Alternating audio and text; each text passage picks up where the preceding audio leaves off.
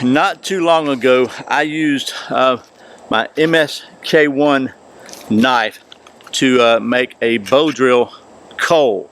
I won't say a Bowdrill fire because I failed miserably in the creation of my Tinder Bundle. So I did get a coal for the first time ever without some direct supervision or help from somebody else.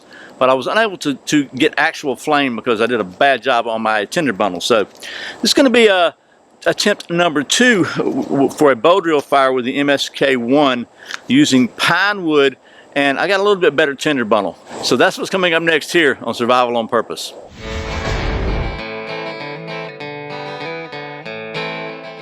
Welcome back to Survival on Purpose, your home for information and gear reviews related to camping, survival, and general preparedness for regular folks. My name is Brian. Thanks for joining me. So, primitive fire, friction fire, specifically a Bowdrill fire, is something that may not be the most practical thing in the world now because there's so many other ways of making fire. But I do think it's a pretty cool skill to know, and it's just a fun thing to be able to do. And I guess theoretically it could save your life someday. But if you're in the woods without a lighter in your pocket, shame on you. But still, it's a cool skill to be able to do, right? And it definitely impresses the Boy Scouts. So I'm doing a long-term review of this MSK1 knife system from David at Ultimate Survival Tips, and one of the things it has a steel Bowdrill divot in the handle, and that's always one of the challenges is to find a good bearing block, so a low friction bearing block. So anyway, I've got that, and I've tried several times in the past. Like I said, the last video wound up being really long. I'm gonna try to make this one shorter, so let me just cut to the chase, show you what I've got to work with, and we'll get going. So first of all, I have my hearth board, which this is pine, and it's split out and very dry, dead pine, no resin in this, and also a pine spindle. We're going to take and carve the end of this off to kind of freshen it up.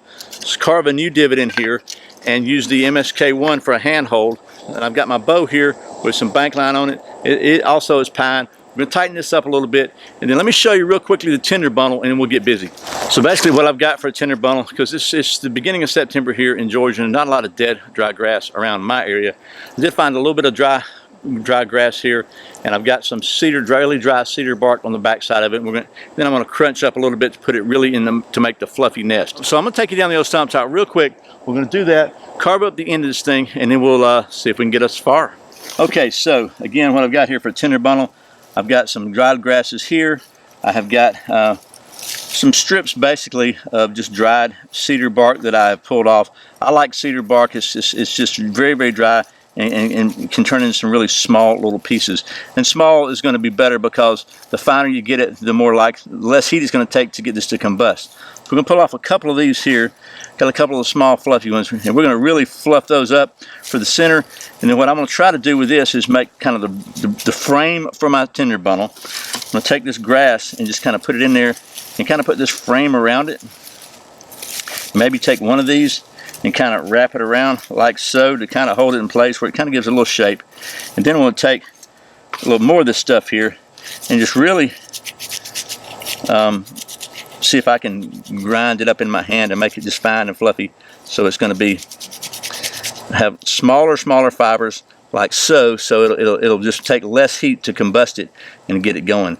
We'll make that a little bit of that'll be kind of like the central part of the Tinder Bundle. We're going to put it right in there. That's where we'll put the coal. And I'm going to say when, not if we get one, because I'm going to be optimistic here. Let me just get a little more of this fluffiness going on here inside here. Just since I got this leftover little bark that kind of fell off, we'll just take it and we'll just fluff it up too, grind it up a little better, and use it and put it also in the. And you can see how well as you process this down, so to speak, it just gets really, really small and fluffy. So we just put that all in there like that, and then set that aside. Try to keep it off the ground. We want it to be dry. So I've got my spindle. It's pretty big, but this end is okay. That's the end that goes in the divot on the handle here. Then I'm just going to take this and you're going to just kind of carve off the charred part and get some fresh there, and just so that we can it'll go in the notch in the hole in the hearth board. And I call it a hearth board. I think I've heard some people call it a fireboard. I don't know. But I don't want to carve a lot of wood away, just enough to get this charred part off where you can kind of a fresh start on it. Just enough of a point to kind of to get going. Then I'm gonna set this Tinder Bundle over here out of the way for a minute. Set the sheath out of the way because I've got these boards on the old stump top here, and they kind of rattle around a little bit. So the next step is going to be to make another hole in this thing to burn in another hole, and I'm going to put it about right here. That gives me enough I think enough meat to actually have some wood, and then I'm going to put it about this far away from the edge, so that, you know, somewhere about right there, and just start it like so. And there's that. Now let me get my bow here and see if we can tighten up this bank line a little bit, because I think you need to have a pretty good bit of tension on this, and so that it doesn't slip around on the spindle. So, and I've carved some notches in this thing already, so, and let me just wrap around there and then we'll get right back to you. Okay, we got a pretty stiff bow there now. Let me move this out of the way for a second. Go ahead and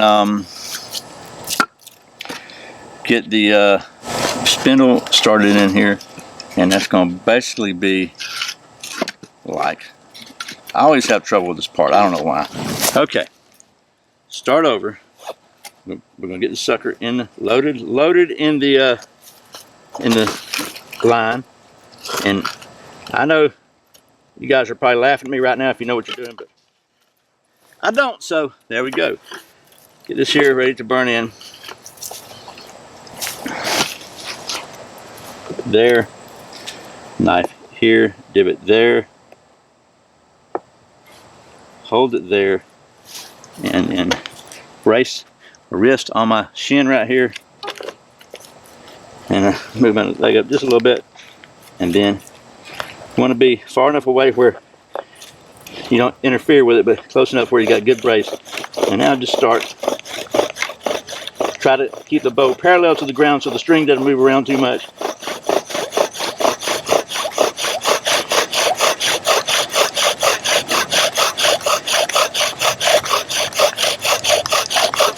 Alright, should be good and burning in now. Let's see.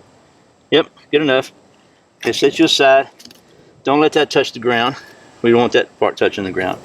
Now we're just going to take this and carve out a notch. And just bear with me, it's going to take a minute, so, because I'm just going to use a knife. So I'll get back with you. I guess you want to see this so you don't think I'm pulling some kind of shenanigans, right?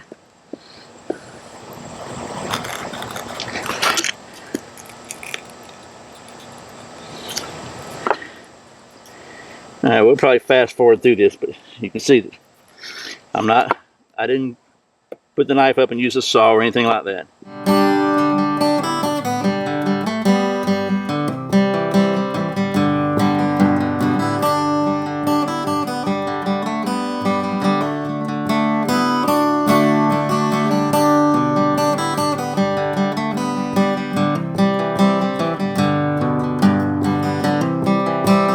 Okay, we're going to give that a shot. I'm actually going to use this small piece as a pan board or whatever, because it's a lot smaller. I can get this thing really tighter on the ground. Get my Tinder Bundle ready over here, out of the way. I'm telling you, I haven't done anything. I'm already sweating like a pig, so the humidity's pretty high out here, so hopefully be able to get this going.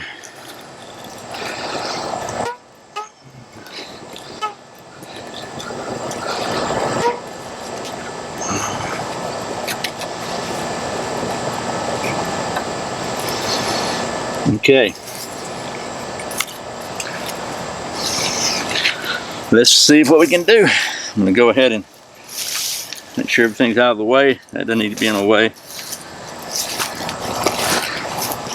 Foot up here, pretty close, where I can brace my wrist very solidly on my shin.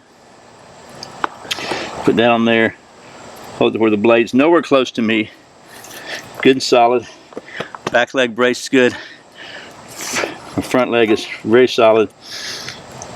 Wrists locked in tight. Let's just start going.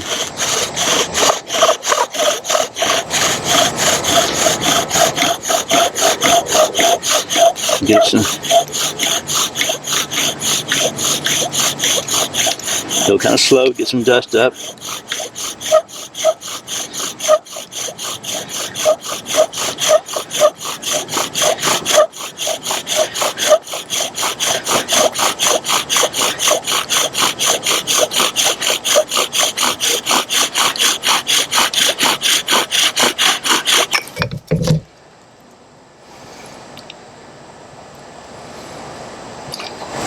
If we get it or not.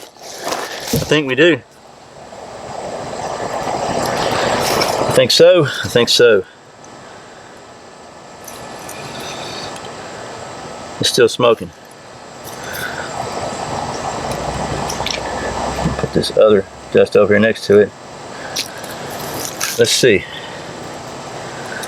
We can put it in there like so.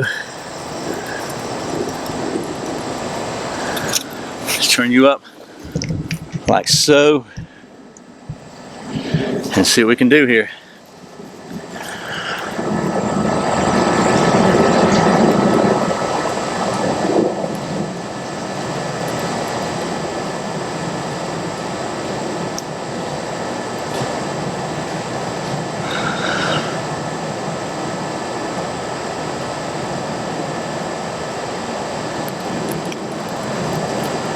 And look at there. Would you just look at that?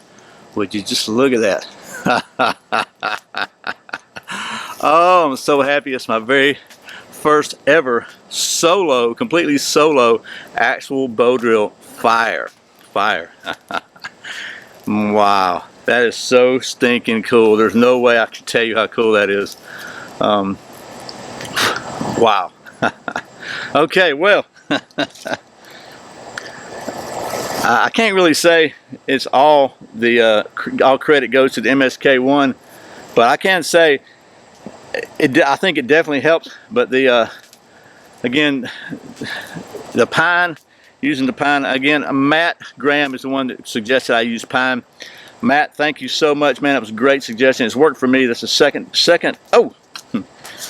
fire off of this pine kit. As you can see, 2 notches, 2 fires. That's never happened to me before.